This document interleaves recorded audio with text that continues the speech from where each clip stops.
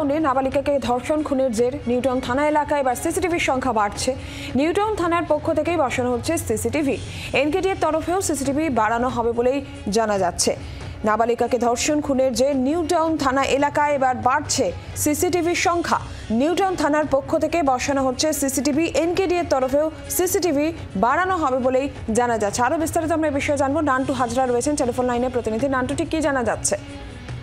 দেখুন, নাবালিকা খুন ও ধর্ষণের ঘটনার পর নিউটাউন থানার এলাকার যে নিরাপত্তা, সেই নিরাপত্তার দিকেই কিন্তু বিশেষ জোর দেওয়া হচ্ছে। এবং আমরা যেটা পুলিশ সূত্রে জানতে পারছি যে নিউটাউন থানা এলাকায় বিভিন্ন জায়গায় প্রায় 30 থেকে 34টি নতুন করে ক্যামেরা লাগানো হবে বলে এমনটাই পুলিশ সূত্রে খবর। গত 10 তারিখে এনকেডি আধিকারিকরা এবং নিউটাউন থানার পুলিশ যৌথভাবে সেই সমস্ত জায়গা ভিজিট করেছেন যেখানে যেখানে নতুন করে ক্যামেরা লাইট বসানো হবে সেই সমস্ত জায়গায়, এবং ইতিমধ্যেই সেই ক্যামেরা লাগানোর কাজ কিন্তু শুরু করে দিয়েছে নিউটাউন থানা পুলিশের পক্ষ থেকে এবং এনকেডি এর তরফ থেকে। বেশ কয়েকদিনের মধ্যেই সেই ক্যামেরা লাগানো বা লাইট লাগানোর কাজ শুরু হবে।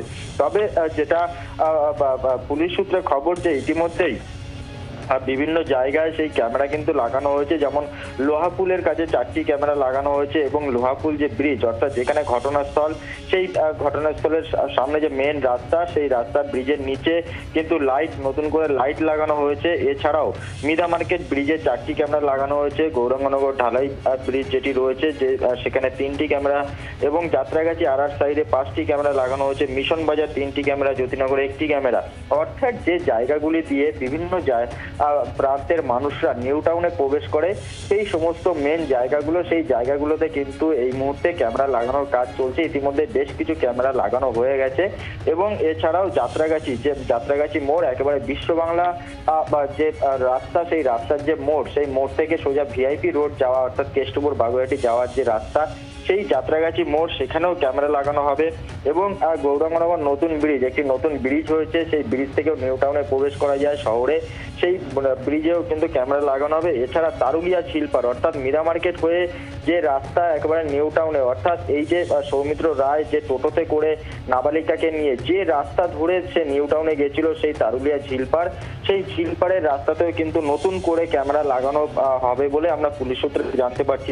এছাড়াও যে জায়গাগুলো, অর্থাৎ যে খালপাড়ের লিঙ্ক রোড যেগুলো রয়েছে, সেই রাস্তায়, অর্থাৎ সেই রাস্তায় ইতিমধ্যেই ঘটনাস্থলের যে রাস্তা, অর্থাৎ খালের পাড়ে, সেখানে লাইটগুলো ঠিক করা হলেও বাকি যে জায়গাগুলি রয়েছে, খালপাড়ের রাস্তাগুলি রয়েছে, সেখানে বিভিন্ন জায়গায় রাস্তায় এখনো পর্যন্ত লাইট লাগানো থাকলেও সেই লাইটগুলো জ্বলে না। এবং সেখানে যে জঙ্গল, রাস্তার পাশে যে জঙ্গল রয়েছে, সেখানে কোনো ফেন্সিং নেই।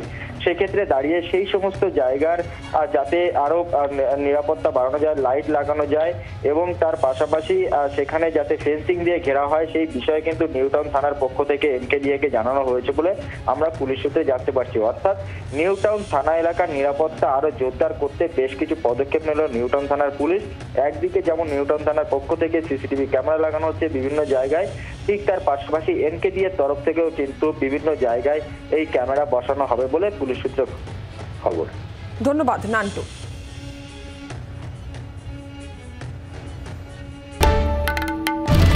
বাংলার আওয়াজ, বাঙালির আবেগ, জি 24 ঘন্টা।